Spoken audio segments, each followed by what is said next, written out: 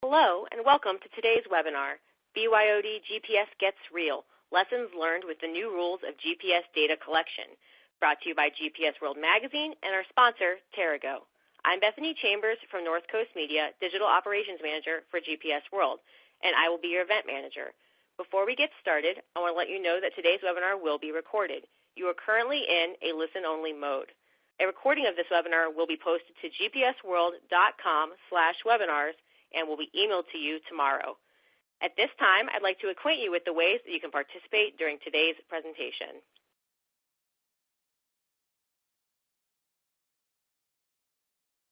Please notice the Submit button at the bottom left-hand corner of your screen. If you have any question, submit it in the text box at the bottom left, and then your question will be in queue. We encourage you to ask questions throughout the presentation. We will address all of your questions, as many of your questions as we can, at the end of the presentation during the Q&A portion. If you experience any technical difficulties during today's webinar, select the yellow question mark button at the bottom left-hand of your screen for a page of frequently asked questions, or use the Q&A box to submit your issue, and assistant producer Kelly Limpert or I will personally assist you. Our Twitter feed is placed on the right-hand side of your screen. You may also use hashtag GPSWorldWebinar to submit questions during today's webinar, or to enter into discussions with other attendees.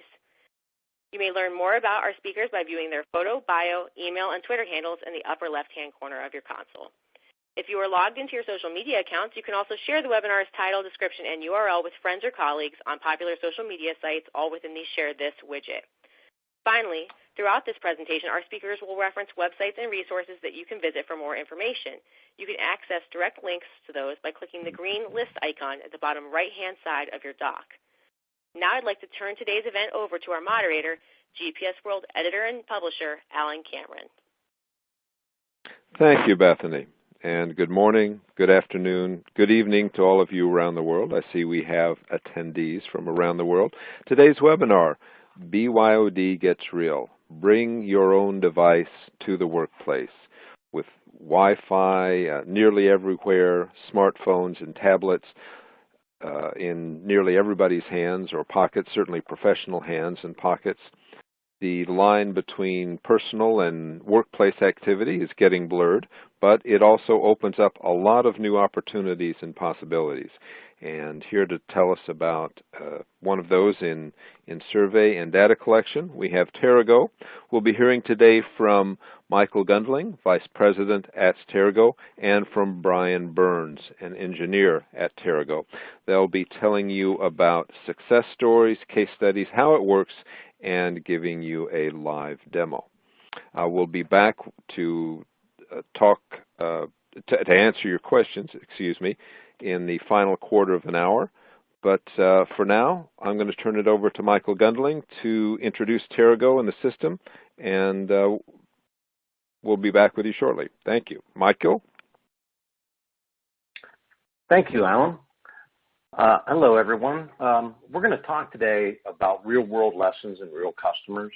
TerraGo has been in field data collection and asset management, geospatial technologies for well over a decade. We have over 3,000 customers in over 70 countries around the world. But today we're going to focus on just 5 so we can talk a little bit about like the real experience with this transition, this evolution, and some would say revolution that's occurring in the industry, which is a shift away from proprietary GPS technologies to the modern environment of smartphones and tablets, specifically iOS and Android applications, which are introducing tremendous benefits to the folks that are deploying them. So the reason why this revolution is occurring, at least in 4 simplistic ways, and then we'll talk about the real experiences, is one is the cost. Like any disruptive technology that comes along, it's astounding when people switch to a smartphone or a tablet solution because they can save, the expenses associated with the hardware itself would be just $10,000 in some cases to get a sub-meter accurate proprietary handheld, a Trimble or a Topcon device. And we're not here to bash any manufacturers, by the way. You can make your Trimble investment work with TerraGo Edge as well, and we can show you how to do that.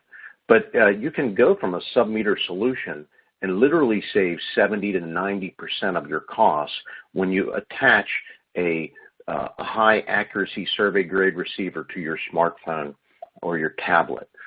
So the hardware costs and the cost reductions of just that are tremendous. There are other sources of costs we can talk about, though, in terms of eliminating post-processing, in terms of productivity in the field, when you move to real-time GPS, when you avoid data loss. So there are a lot of different vectors for cost. And we'll talk about some of the real experiences that our customers have. You can also go to our website, and there's an ROI calculator that might at least help you analyze your situation, because everybody's operation is unique. From a hardware point of view, clearly these proprietary devices with the cameras and the memory, and they were designed for a different world. The performance that you're going to get from Apple and Samsung are going to be tremendously better in terms of the memory, the processor, the performance. Right? I think we all we should be seeing that is a clear thing, that performance is really there. See, sorry, I'm just pushing my slide live to the audience, making sure everybody's got that. The software side as well. Remember that a lot of these proprietary handhelds, in fact, really all of them, were started on Windows Mobile. Microsoft stopped supporting Windows Mobile in 2008. So you look at iOS and Android, these things were designed for the cloud and the mobile experience. So a lot of the proprietary GPS solutions out there that we're using, they really weren't designed for this world. They're very clunky, old. They feel like an old PDA form factor, right? And so the user productivity and efficiency is vastly different on iOS and Android. You've got this amazing Swiss Army knife of a device where you can chat, you can text, you can open different apps, and you can see that. That is a much more effective and productive tool for end users. And again, these things are self-evident, but I think what is when folks are looking at the transition and looking to do what these customers have done, they see a very sticky ecosystem of proprietary GPS technology and an investment they made. So they perceive that there's going to be difficulty moving to this environment. And it couldn't be anything further from the truth. I think what you'll find is the new rules of BYOD GPS mean that you're no longer tied to a hardware or a software platform. You're free from that with this revolution of a BYOD solution for getting even survey-grade GPS on your iPhone or other device. So the customer stories that we're going to talk about today, we selected some that are a broad sample of what we see in our audiences as well. Water utilities, in energy and oil and gas, natural resources, transportation with the state of Louisiana, and engineering. And a lot of different practice areas in engineering are already making this transition. Like I said, we've got thousands of customers, but these stories, I think, help bring to life the real experiences of real people who are doing this and being very successful with it, and sort of being the heroes in their organization for leading a charge toward a new world of GPS, asset management, survey, inspection, and field data collection. The first story that we're going to talk about is the water utility. So Mark Kretz from the city of Sebring here in Florida. It's a small, medium-sized municipality. They had a couple of different challenges. One, they were taking CAD diagrams out in paper, out into the field. They were using, Trimble devices, and it took them 10 to 15 minutes to get position. They were having to post-process data. They were actually having to hire surveyors to come out and do a lot of the work. And what they ended up finding they could do was they could get a sub-meter receiver. Actually, they have a centimeter level receiver. It's an EOS Aero 200, by the way. Again, we're partnered with them. Be happy to share more about the technical details behind their story, but it's this simple. They bought an Aero 200 receiver. They connected it to TerraGo Edge via Bluetooth on an iPad. They simply swipe with their thumb and say, use the GPS position from the Aero 200 than the native GPS on the iPad. So we're not relying on the the onboard GPS for these types of applications, right? We're able to actually go to the accuracy of the GPS device, and that's really the heart of the revolution, right? Is you have the same great app and user experience, and then you use whatever accuracy you need, whatever type of receiver you need. At the end of the day, they were able to put their CAD diagrams geo-referenced as base maps out on their iPads. They were able to go out and do their asset inspections of all of their water infrastructure, and they were able to get 2 centimeter accuracy out in the field, in some cases 1 meter, but always 2 centimeter accuracy. So astoundingly accurate mapping of their assets, which they needed to do for wastewater and for their water plant operations. And they were all able to do that all from an iPad. The great thing, too, was their crews are able to go back out and maintain those assets just with their iPhones and iPads. So the great thing about this revolution is that you can use that iPad with a centimeter level RTK capable receiver when you need to map that asset, because you need that accuracy for the initial mapping. But then somebody that needs to go and maintain an above ground asset like a fire hydrant or an above ground valve, they can find that asset with their phone without a GPS receiver. Again, that's an important part of the revolution. The next slide, the next customer that we'll talk about is NMap. And Lance from NMap is a huge fan of the solution and this revolution. Not just because of cost. In fact, he would say that the bigger deal for them is how much faster they work now. They eliminated all their post-processing. They actually have a solution that is so much better, so much easier, taking photos, filling out forms with smart forms that advance with them. It's sort of like a TurboTax experience, if you will. You answer questions and you get through things very quickly. The savings were enormous, from $70,000 to $10,000 for each and every crew that's out there. So with a dozen crews, they're saving several $100,000 just in their GPS equipment, and the ongoing cost savings are even greater over time. So pipeline inspection and maintenance, this was just another natural result. And again, these investments they're making are minuscule compared to the savings that they're actually experiencing. SRB&A works in the most remote regions of Alaska and other places. They actually do environmental, anthropological, and subsistence surveys. For them, what was amazing was, and these are not GIS folks and they're not GPS folks, but they were able to get custom forms and maps and the accuracy that they needed out in the field for all their different types of surveys. Some which required geographic accuracy, others were actually about interviewing, and others were about environmental cleanup and those types of projects. They were able to do it all with this solution, and that's one of the great things about modern mobile software, right? Is that you can actually use this. You can go take photos, you can have forms, and you can customize with TerraGo Edge for all these different types of workflows. So TerraGo Edge is really a platform that allows people to build custom forms and workflows and things like that.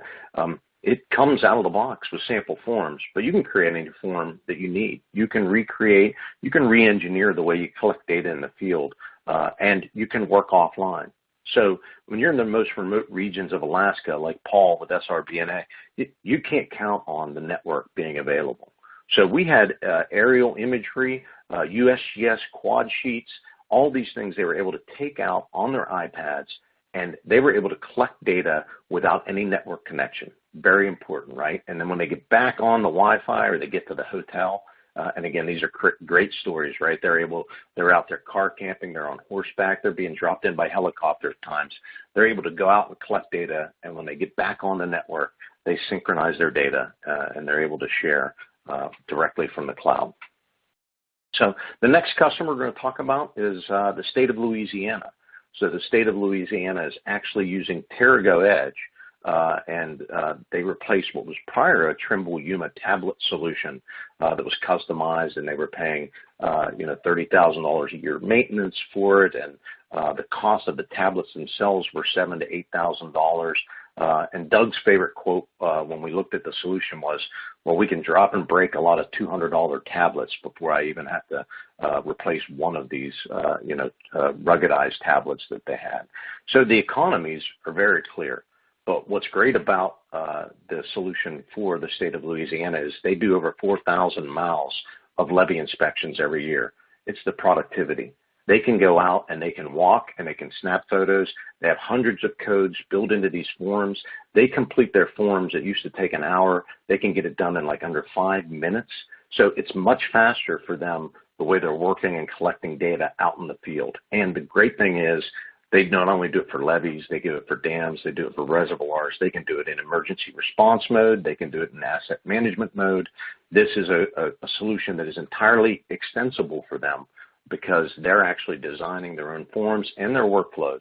They get the level of GPS accuracy they need, and again, they can share it on any device, including the state-purchased Android tablets, but also personal devices, the BYOD devices that they can actually use to share reports out in the field and collect data.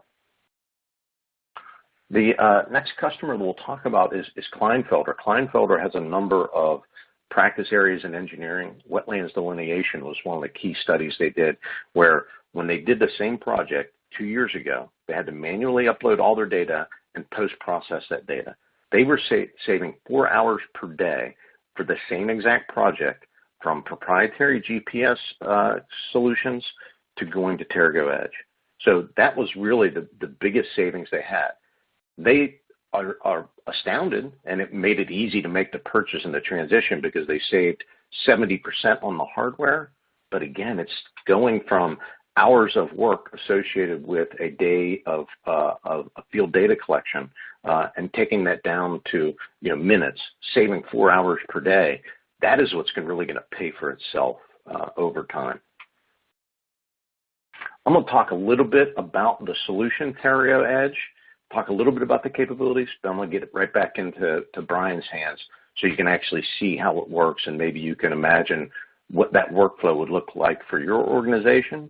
And then please ask us questions that are specific to your needs and what you need TerraGo Edge to do for you.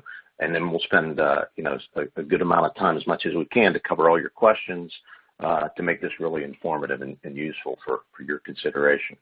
So TerraGo Edge at the end of the day is really a solution that allows you to collect location-based information.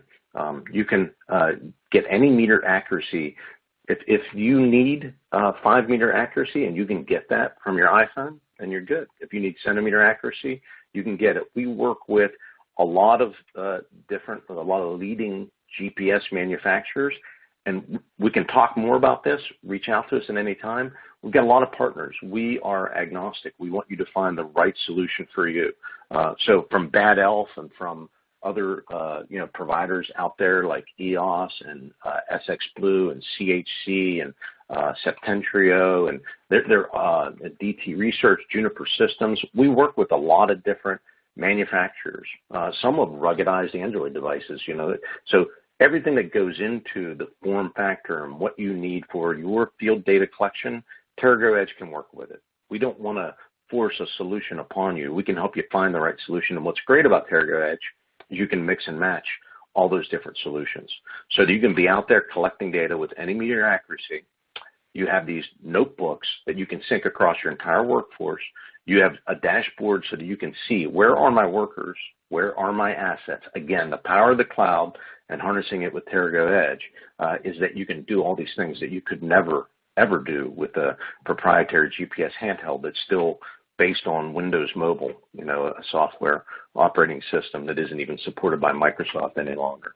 The key features for TerraGo Edge are really that open GPS design, right? And the fact that these notebooks are dynamic. So when someone's collecting data, it's going in there. Someone can go out in the field. You can share with them a video about how to maintain a valve. They can share the result of an inspection. They can ask you a question. You can monitor field operations with a real-time dashboard. You can see there's a water main leak, and you can dispatch the closest crew to that water main leak, improving your response times.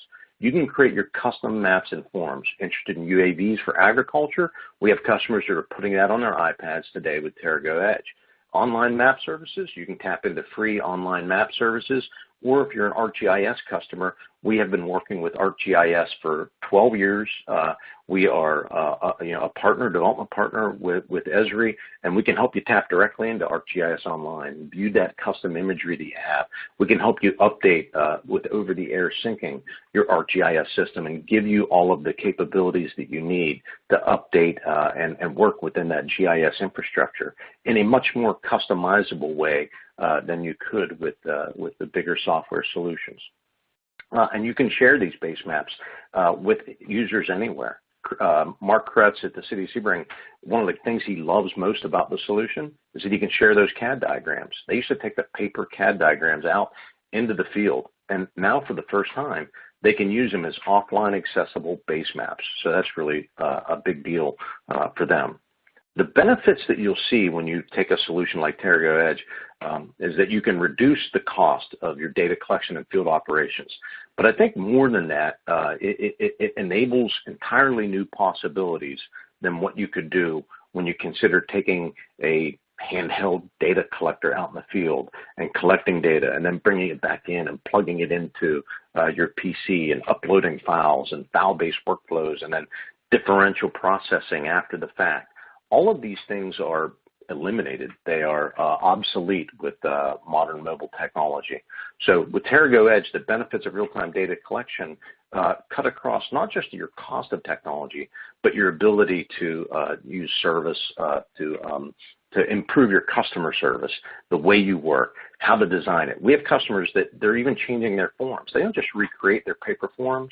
They're actually able to change the way they work. They can put 5, 6, 7 forms together into a field data collection app in TerraGo Edge, and they ask questions. Is there damage? What type of valve is this?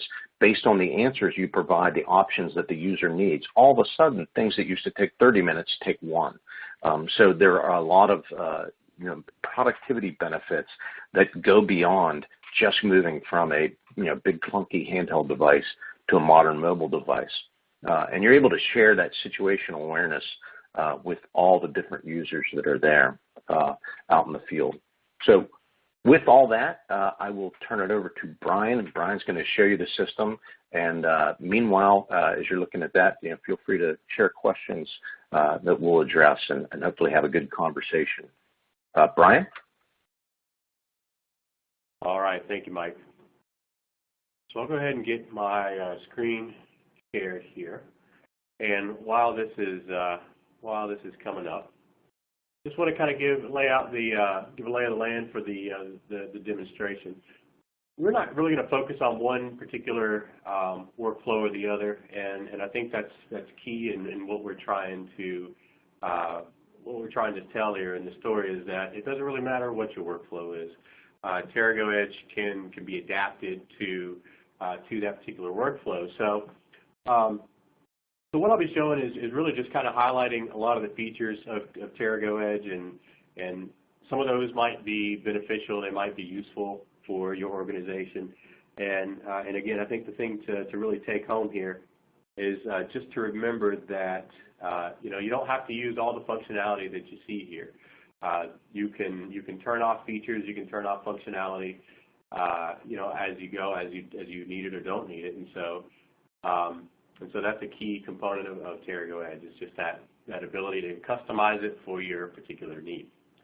So we'll get my iPhone screen showed here. So what I'm going to do is start in the TerraGo Edge app, and I'm running it here on my iPhone. And as we go through this demo, feel free to actually go to the App Store that you're connected to, whether it's the iTunes App Store or Google Play Store. Download the app; it's free, and you can walk through a lot of the features that I'm going to be showing you today. So a lot of these features are available through the free app. Now, the difference between the free app and what I'll show you today is that I'm connected to a back-end portal system.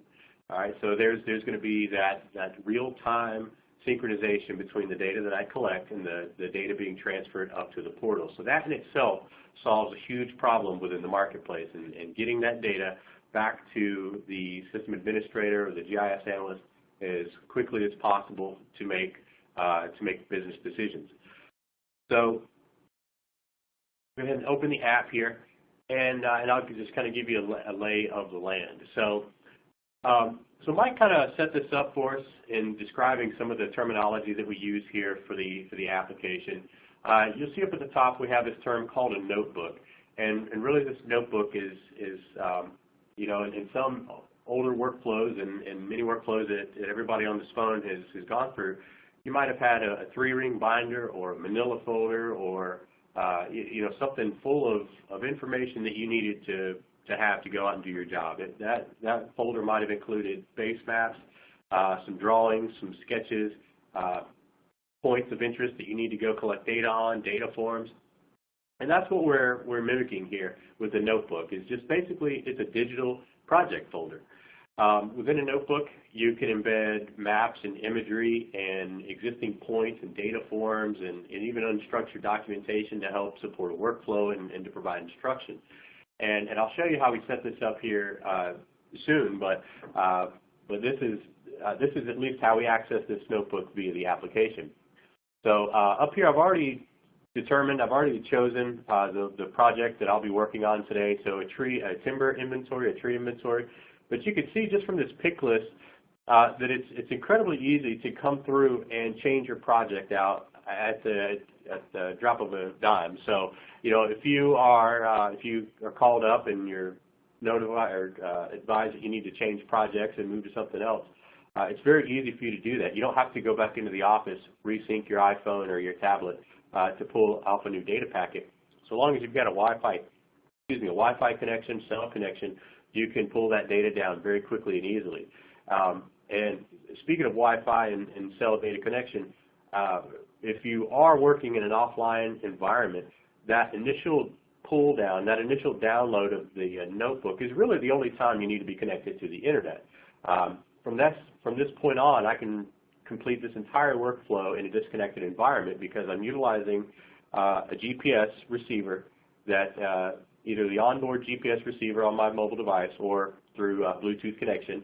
And then I've also got all my data forms, my maps, everything is stored locally on my device. So as well as all the data that I collect, it's going to be stored locally on my device until I get back into connectivity and I'm able to sync that data back up.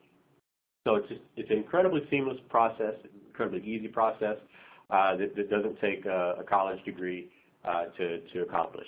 Some other things you'll notice here down in the bottom screen, you'll notice I have a map, a reference map here.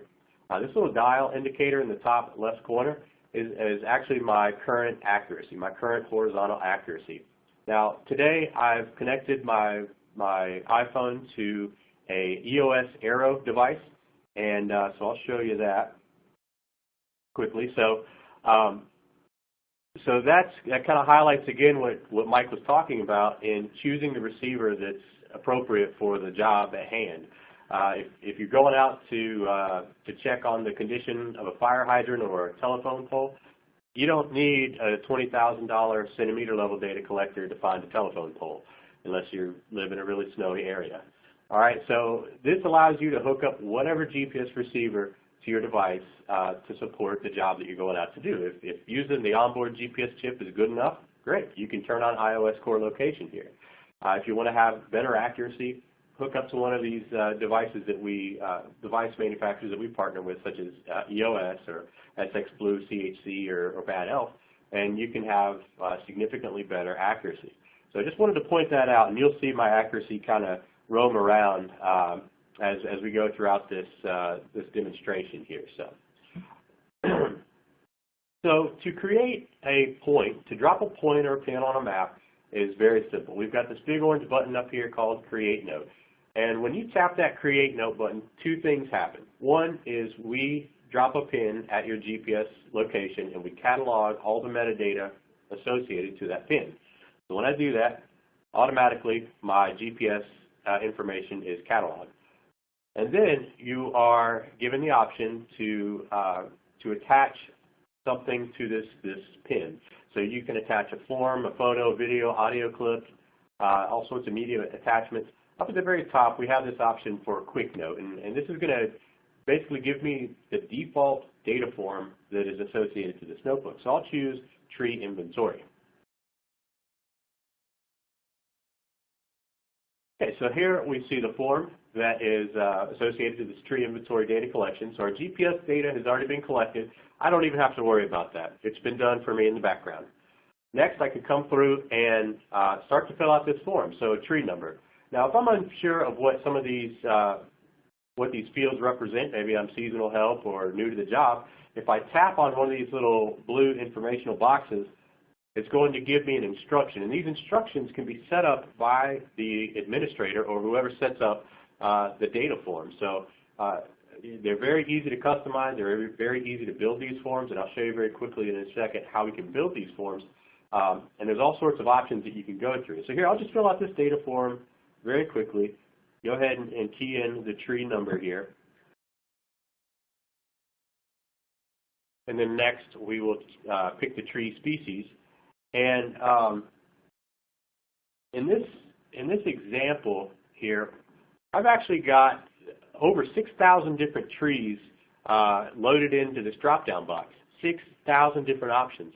And so we could scroll through this list if we wanted to, but obviously that would take forever and ever. So what we've done here is added in a quick search box. So as you type in the tree species, in this case, it's going to filter out all those things that begin with these certain letters. So here, if I'm trying to document a magnolia tree, I can very quickly and easily find that feature from the search box, tag it, and then move on. Caliper size, just another numeric field here. Drip line, another numeric field. Okay, now notice what's going to happen next. The very next field after this drip line is a tree condition.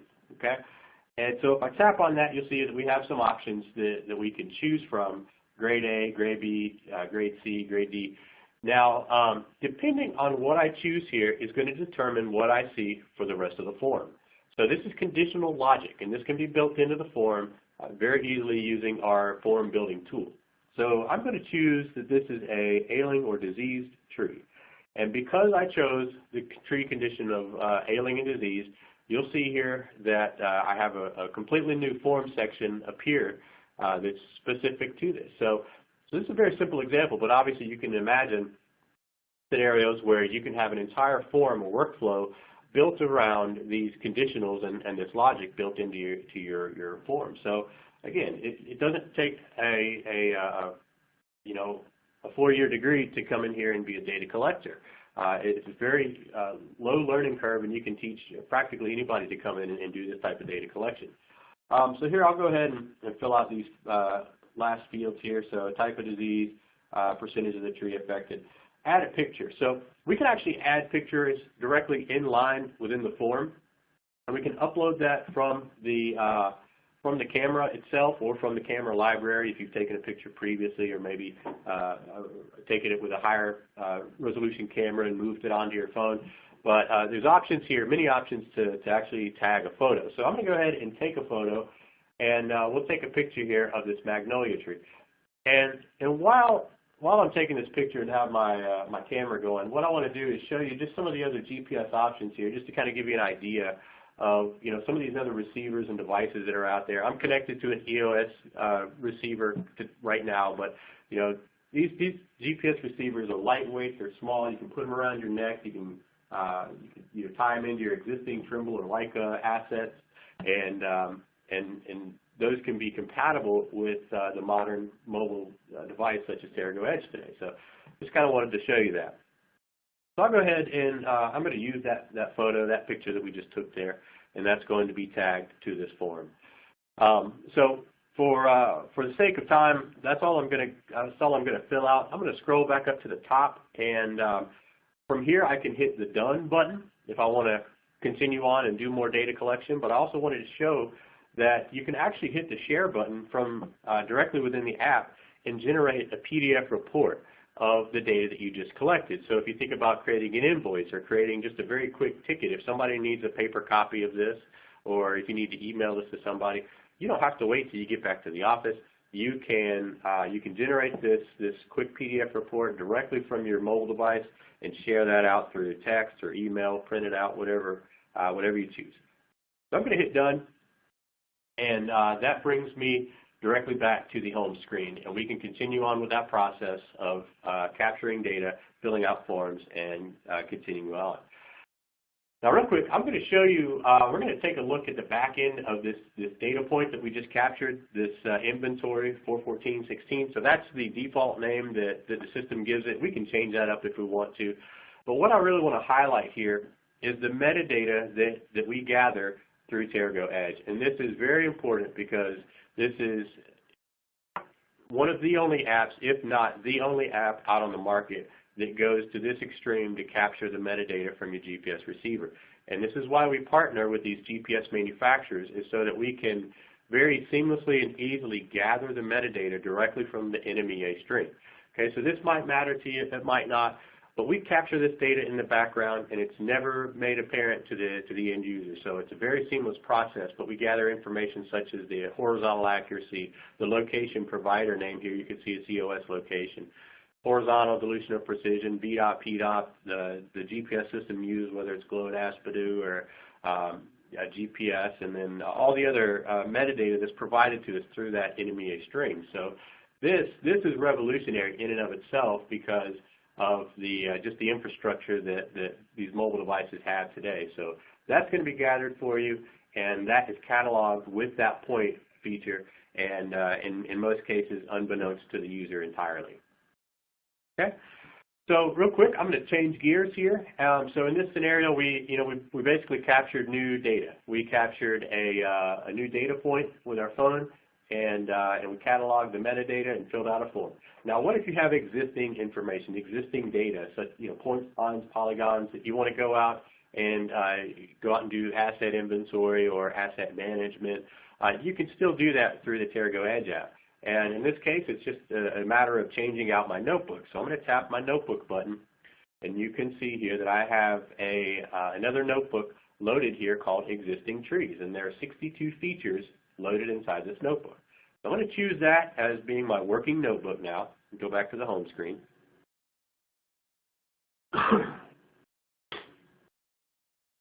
Okay, so now we have 62 features loaded inside of this notebook, and it was just as easy as changing out the notebook to change that project. And I'm going to tap this button to view those notes. And here I'll be able to view those notes in a list view. So that might be useful for some folks if you know the unique ID of each of these things. But down at the bottom here, we have a button to view the map, and it might be cut off just slightly. But down in the bottom right corner, there's a map button. So I'm going to tap that. And that displays this information in the map mode. Okay. So again, here we've got all of our vector data. We've got a GPS location. We've got all of our pertinent GPS metadata information: how many satellites we're connected to, our horizontal accuracy, what direction we're facing. So all of really good information in a very compact screen. If we wanted to change out our base map, we can do that. So like I said earlier, inside of that notebook, you can load base maps into that notebook for usage in the field. So I'm going to go to the Settings tab here, and I'm going to change my map.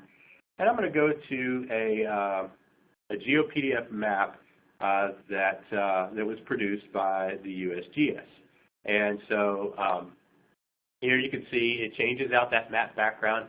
And what's unique about this map is that it is completely capable offline. If I zoom out here enough, what you're going to see is the edge of the map boundaries.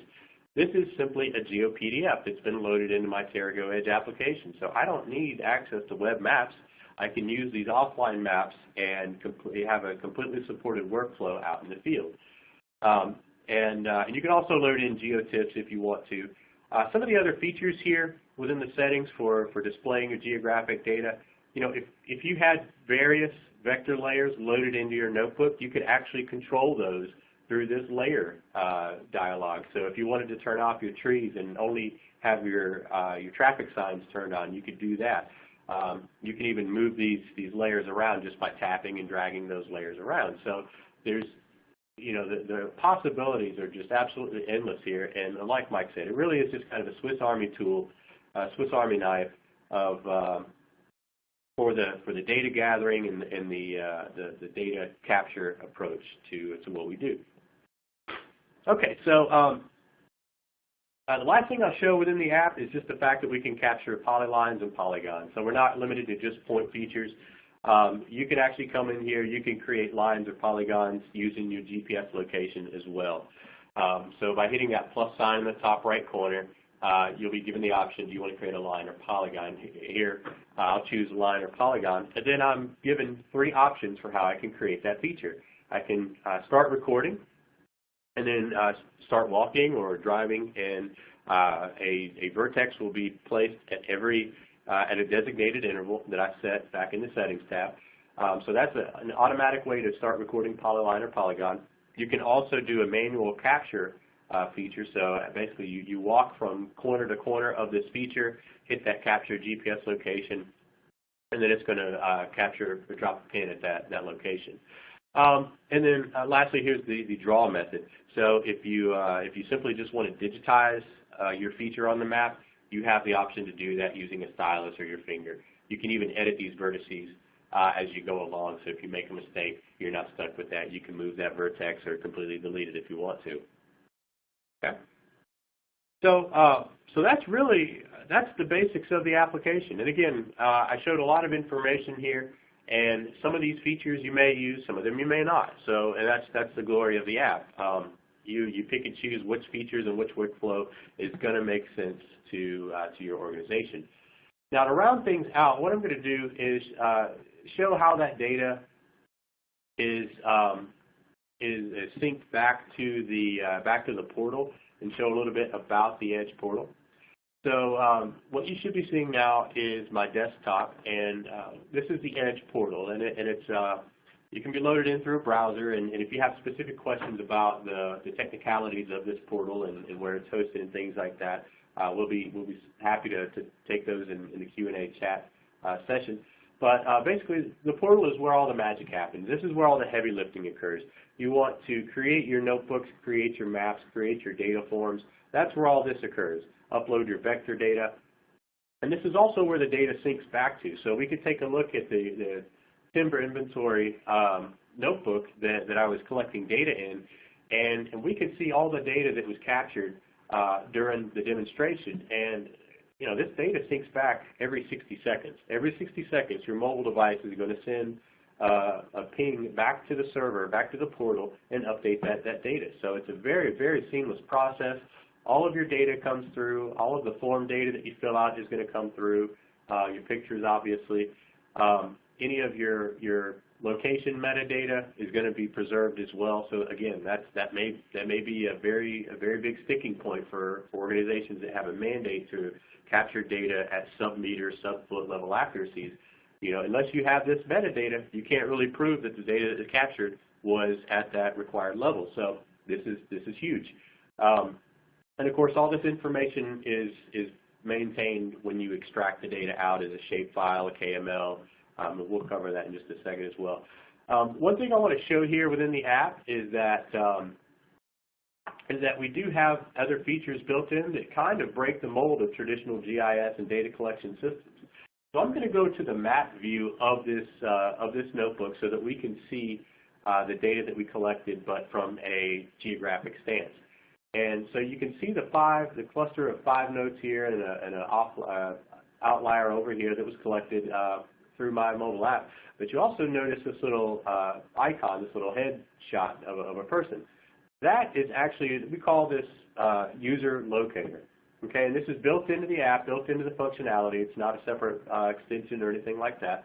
And this allows you a real-time view of your field crew. And this is purely optional. If you want to turn it on, you can. And if not, if it scares you, you can turn that feature off. But it is available through the standard app. And regardless of whether you have collected data on the application, if you have the TerraGo mobile app open, your app will send a ping or a beacon back to home base every 60 seconds. Again, optional. You can turn it off if you want to, but this becomes a very, very vital tool for productivity and efficiencies, and especially in a dispatch scenario where you need to dispatch somebody to a certain location. Obviously, you want to send the person who's closest. That makes the most sense. But we can also use this feature as a task management tool. So let's take an example here. Let's say there is a feature here, a downed tree at this location that I want to send this guy, Bryan, to go check out. So we're going to create a note from the portal, and we'll say that there was a downed tree here. We'll just enter that into the note name. We'll put some details in the description box below. Go check it out. Location is on the map. We can attach a form if there's a particular form that I need Bryan to fill out. Now, the last thing we're going to do here is we are going to make this a task. We're going to assign this as a task to Bryan. So I'm going to come through, and you can see the assignment drop down. These are just all the users that are set up on this portal, so I'll choose B. Burns. We'll say the status is not yet started, and we need this done by a certain date. So we'll choose it needs to be completed by April 15th. Okay?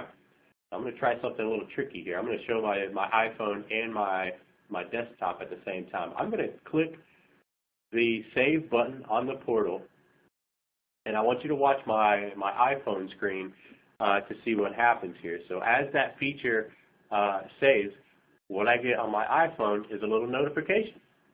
So that's a real-time transmission between the portal and my mobile device to let me know that I've been assigned a task. I can tap on that notification, go directly to that assignment, and start work immediately. So a great feature, and it's there if you need it, and if you don't need to, then that's fine as well. You can simply turn it off. The last thing we'll talk about is just import-export options. The TerraGo Edge, we designed it to be a very open platform, open in, open out. So it's not tethered to any GIS system or cartographic system. We use a Postgres database underneath the hood to support all of our database functions. So that's a very open, structured database that you can tap into readily. We also you can import a variety of vector data sets such as shapefile, geodatabase, KML, even the new OGC specification geo package. So that's going to cover a pretty wide gamut of all the different vector file types that you can bring in. You can import GeoPDF maps as a base map type. You can import GeoTIFF. We even have a little creation tool within the application. If you want to clip out a section from the underlying base map, you can do that as well. Now, as far as getting data out of the Edge portal, we also have several options there that would suit various organizations. You can export data out as in a variety of vector formats and even non-vector formats. Here, if I click the right button, I apologize.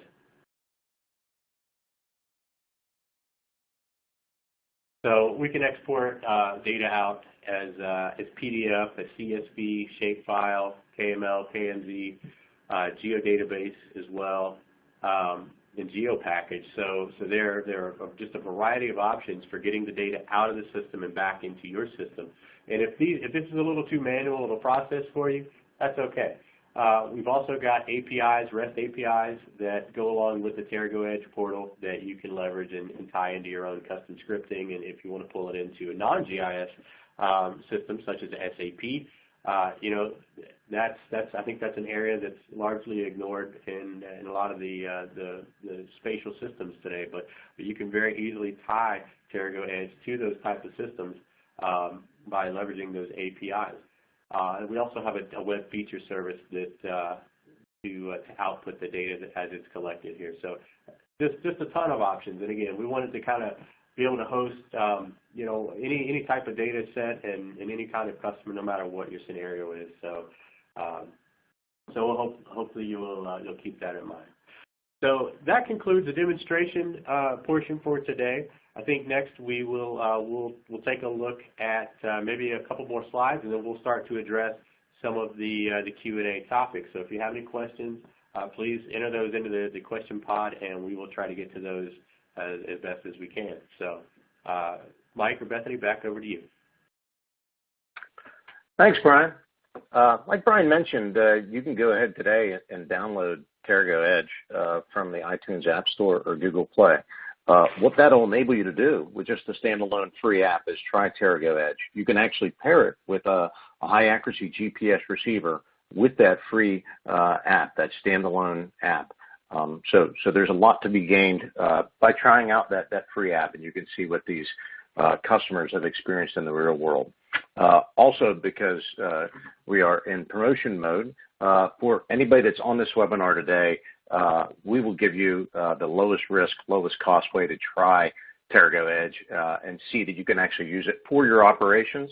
So just a 90-day trial period with TerraGo Edge.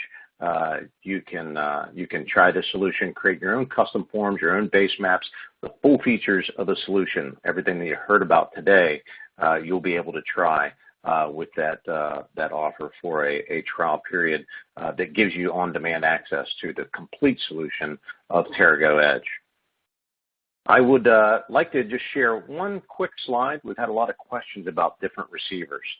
This slide, the power of Open GPS, is kind of the change in thinking that folks would have, that our customers have anyway. Rather than having a complete vertical stack from one provider, the decoupling of GPS position is really in line with everything that's happening in the world today. With the Internet of Things, you can attach indoor location sensors, GNSS sensors. We have customers that are using utility locators to find fiber optic lines and bring that position into an app. This is the new world, right? What you want to have is you want to select an application, an app and a cloud-based solution that works for you, and then you want to be able to attach that to get the type of position information you need. And this is a very short illustrative list. We work with all of these different devices. We have customers working with these devices today. So we have customers that are using Bad Elf and Natural Resources. We have folks using GenX, SX Blue receivers. We have folks using EOS and CHC. We have a customer that I just spoke to today that's using a Trimble R8 and getting RTK accuracy on their iPhone. That's something you won't really be able to do with anybody else in the industry. So we've done a lot of work to make this an open GPS solution. We've also done the iOS work that means you can actually access and get more than you can from core location services. We're not asking you to live with the limitations of the iPhone's GPS accuracy.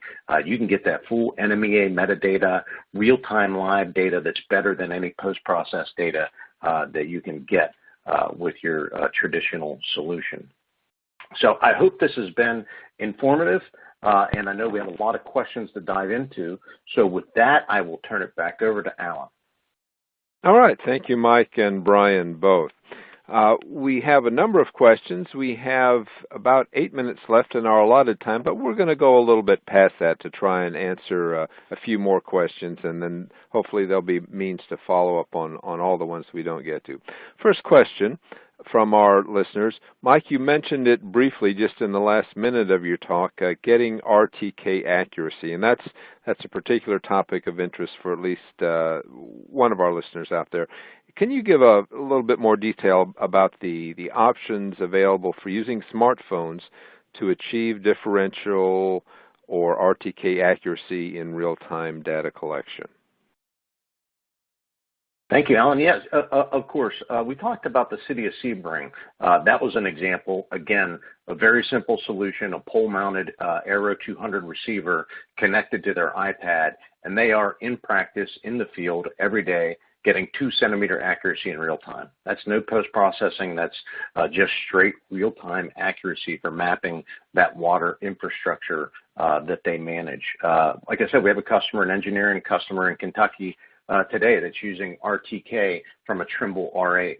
So it's connecting to the VRS network and the base stations, and it's passing that information directly into TerraGo Edge on the iPad, and the full fidelity of that data, including the vertical accuracy, the number of satellites, all the data that you would need for rich GPS data capture for your GIS system or mapping system is all captured. So there are a lot of different ways and methods. We have customers using CHC with RTK with the X20i receiver. I could go on and on. Now those, you get that accuracy, but you have to do the work to actually be able to get that full NMEA data. And that's what's different about TerraGo Edge. So we support those RTK solutions, and we can talk more about what receivers you're looking at and considering. But there is a little bit of a secret sauce, if you will, to understanding how you have a made for iOS certified chipset, passing data into our software and there are options that we can help you to get RTK accuracy on iOS or Android that simply aren't available from other apps in the market. Thanks, Alan. Yeah, and Mike, I'll add to that as well. If you know, in situations where RTK isn't available through, you know, if you're in a disconnected environment, realize that there are some satellite-based correction services as well. The Hemisphere H100 service, for example, may not be as tight as the RTK, but still completely capable in a completely offline, off-grid environment, and those are also available through some of the devices through subscriptions as well. Thanks, Bryan. The next set of questions are directed for you, although Mike, feel free to jump in if you like. Bryan, does TerraGo support open source integration with your software solutions? Yeah, absolutely, absolutely. That's kind of at the core of our business model is open in, open out. So we wanted to be sure that it wasn't tethered to any particular GIS system or CAD system. So with TerraGo Edge, we've built in several open source data sets already, OpenStreetMaps in particular, and for base mapping.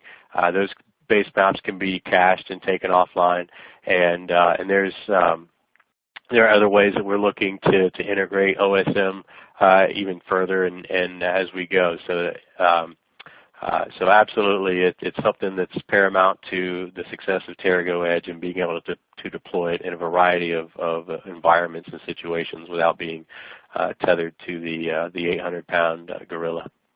Right, right. Bryan, at least one of our listeners is specifically interested in or involved in, obviously, engineering design, and wants to know what data transfer formats are available for input into engineering design software.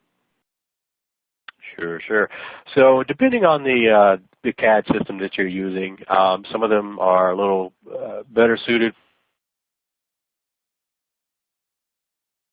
But we do support Shape, KML, CSV, and Web Feature Service. And I know some of the, I think MicroStation, for example, can consume just about all of those different formats and adhere to the spatial properties of those input files. So, and there are other systems out there. Again, some of them are better equipped to handle spatial-like data. But just off the top of my head, I believe those would probably be the best way to integrate this back into your CAD system. All right, thanks. Here's a question that I can answer. Can you add georeferenced photos to the database? Well, I just saw that. I just witnessed it. Yes, you can. Now, one thing I didn't quite follow, and one listener wants to know, can we add fields to the database? Fields to the database. So this is, if I understand the question right here, the way that we add fields to the database is basically through the form, through the custom form creation. And we really didn't have the opportunity to go into that through the demonstration. But by generating your own form template, you have full capability of adding whatever fields you would like into that form. And then, you know, the data that's collected through that form is stored in a SQLite database and then on the mobile device and then transferred to the Postgres database back on the portal side. So if I understand that correctly, then yes, the simplest way and easiest way to add fields to the database is simply through that forms creation tool that we provide standard out of the box with the easy user interface. That's terrific. Customizable databases. Someone wants to know, and I don't know if you'd venture an opinion on this, which tablets are better at handling the databases in GIS? Yeah, that's a good question. It's do you like Ford or Chevy? You know, and they're both great at what they do. So, but you know, with iOS, testing is a little more predictable because there's only a couple of hardware devices, so that means that platform tends to be incredibly stable, but at the cost of non-expansive memory. So so you have trade-offs, whereas with the Android device, obviously you have the ability to expand your memory and a little more flexibility there.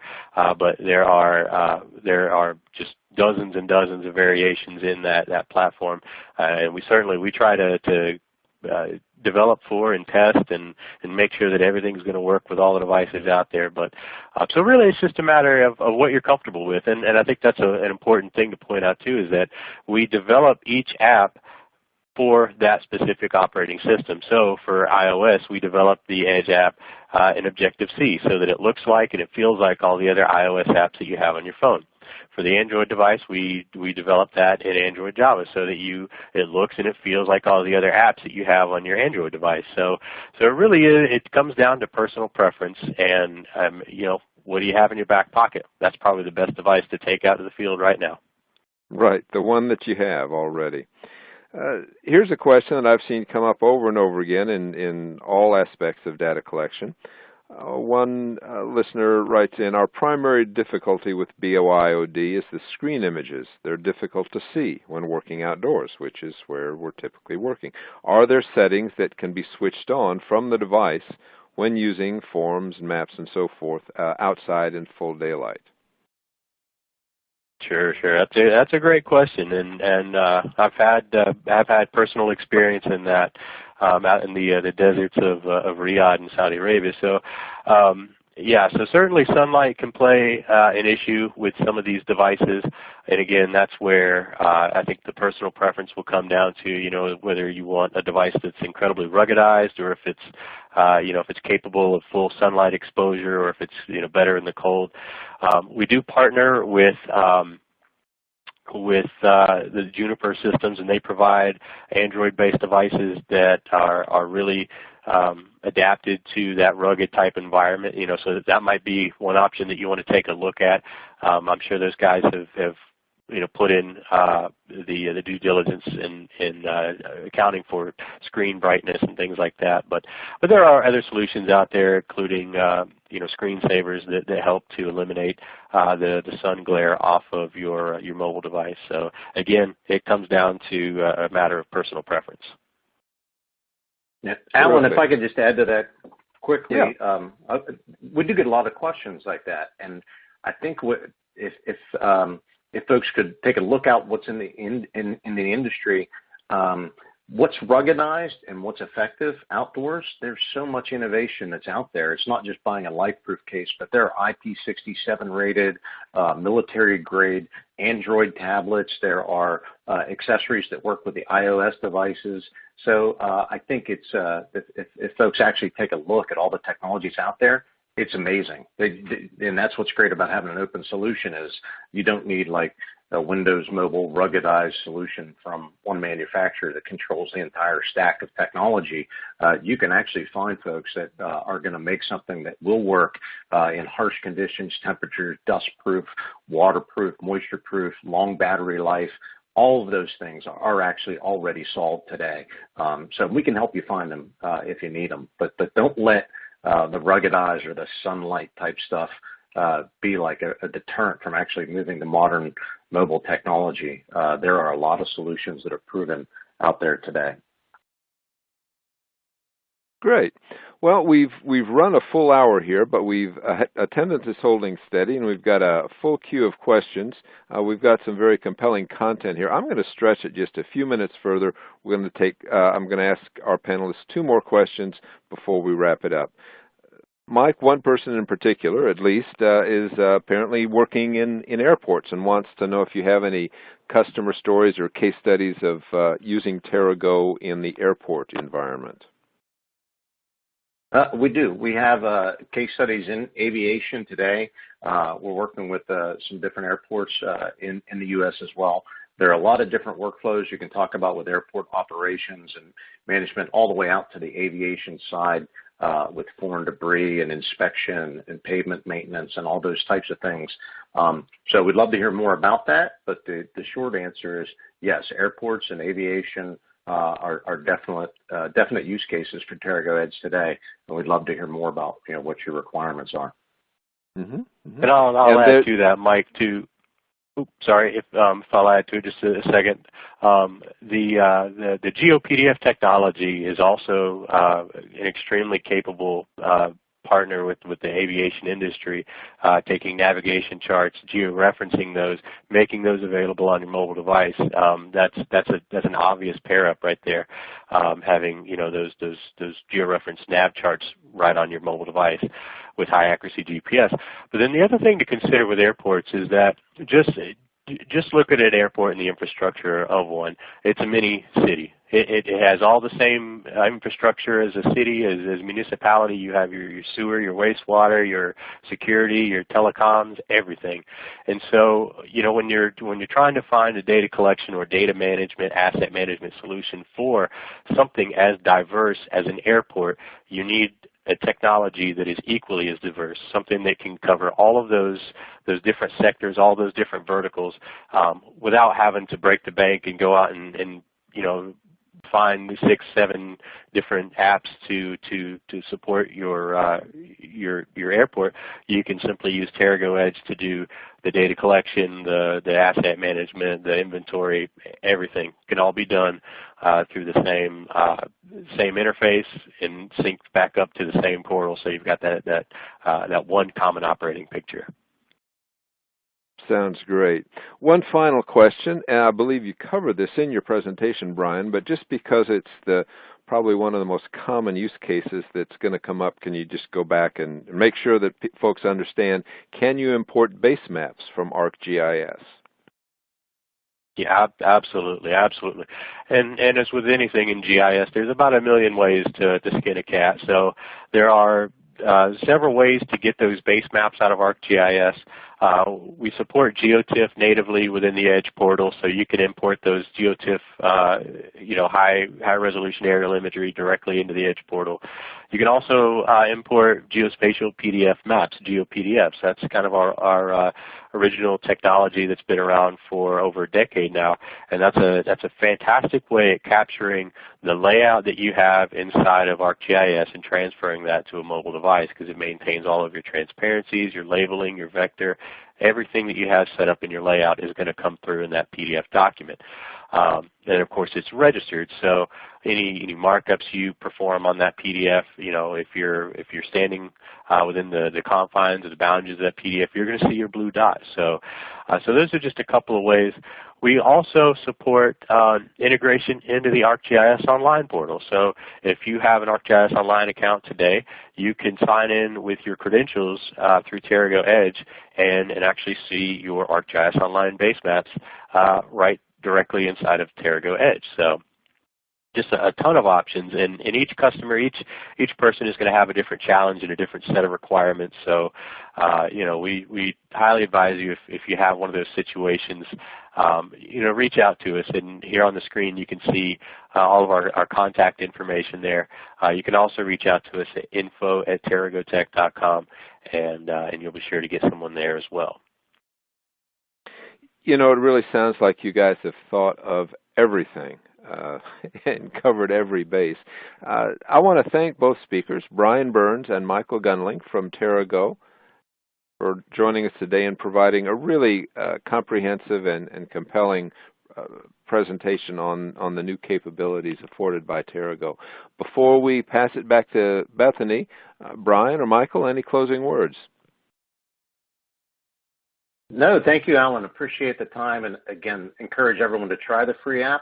Look at the offer for taking the trial, and if you have any questions about anything, feel free to email us. We'd love to hear from you. All right, and listeners, you see the emails there, and we have collected all the questions. Those we weren't able to get to on the air, Bryan or Mike will try to get back to you with further details on that. With that, I want to thank everyone from around the world for joining us. We had a large audience and a committed audience to tell by the questions that came in both before and during the webinar. A lot of interest in this new capability. Thanks again for joining us. Thanks to Bryan and Michael from TerraGo. Bethany, back to you. Thanks, Alan. And thank you to our audience for attending our webinar today, BYOD GPS Gets Real, Lessons Learned with the New Rules of GPS Data Collection. presented by GPS World and our sponsor, TerraGo. Before we close out, you can access the resources mentioned today, including a PDF of the slide deck, by clicking the green list icon in your dock. If you have further questions, feel free to reach out to our speakers using any of the links in their bios or at the emails that are on your screen now. A recording of this webinar will be posted on our website and will be emailed to you tomorrow. If you want to bookmark our webpage now, just click the GPS World logo in the top right of your screen. Our next webinar is scheduled for Thursday, May 19th at 1 p.m. Eastern. Registration will be opening soon, so check back at gpsworld.com/webinars to sign up. Thank you for attending, and we hope to see you at a future GPS World event.